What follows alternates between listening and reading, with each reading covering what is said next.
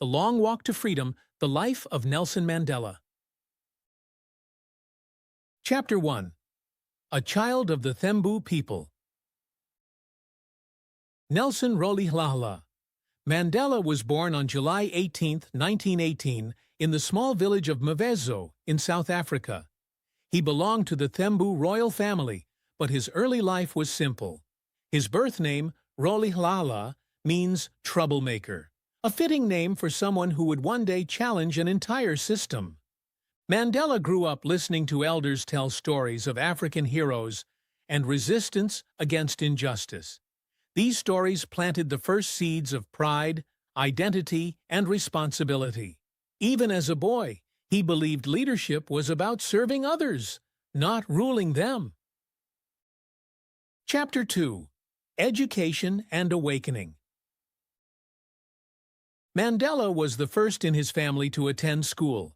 His teacher gave him the English name Nelson, a common practice under colonial rule.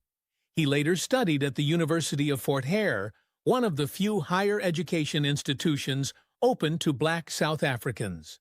There, Mandela was exposed to political ideas and student activism. When he protested unfair university policies, he was expelled. This moment marked his first real act of resistance and a turning point in his life. Chapter 3. Johannesburg and the Fight Against Apartheid.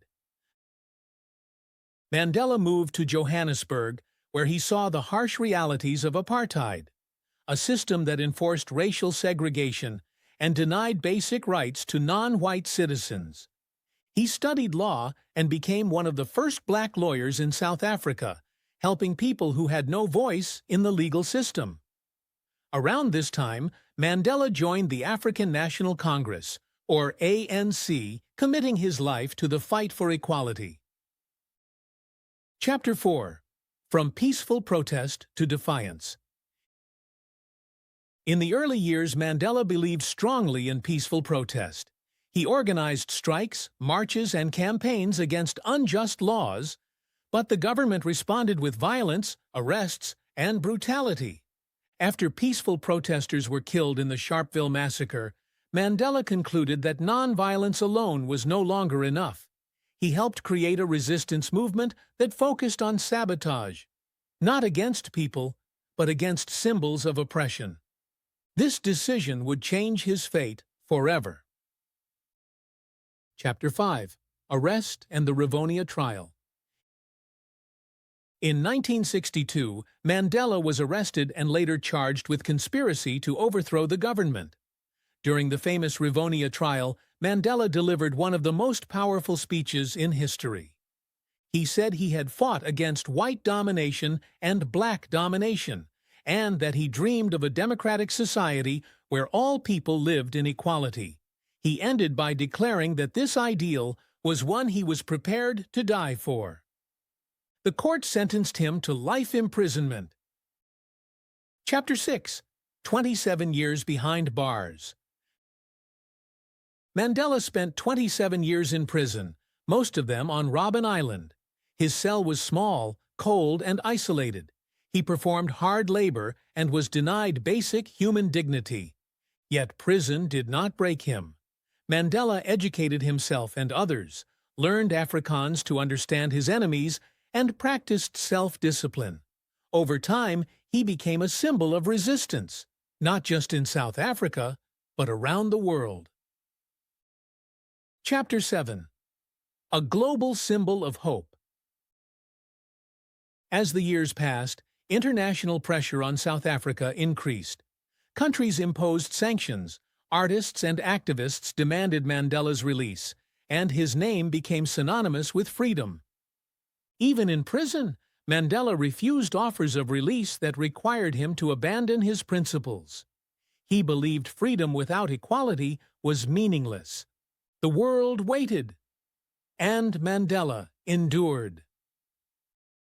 Chapter 8. Freedom at Last. On February 11, 1990, after nearly 3 decades in prison, Nelson Mandela walked free. Images of him raising his fist in victory traveled across the globe. Instead of calling for revenge, Mandela spoke of reconciliation, peace, and unity. He shocked the world by choosing forgiveness over hatred, and set an example few leaders have ever matched. Chapter 9. President of a New South Africa. In 1994, South Africa held its first democratic elections, open to all races. Nelson Mandela was elected the country's first black president. As president, he worked to unite a deeply divided nation.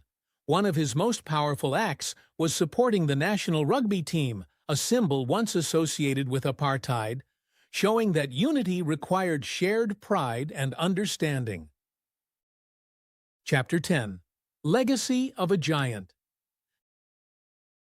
Nelson Mandela served only one term as president, choosing to step aside peacefully. He spent his final years promoting education, health, and human rights. He died on December 5, 2013, at the age of 95. The world mourned, but his message lived on. Mandela taught humanity that freedom without forgiveness is incomplete, and that true leadership requires courage, patience, and compassion. Nelson Mandela did not just change South Africa.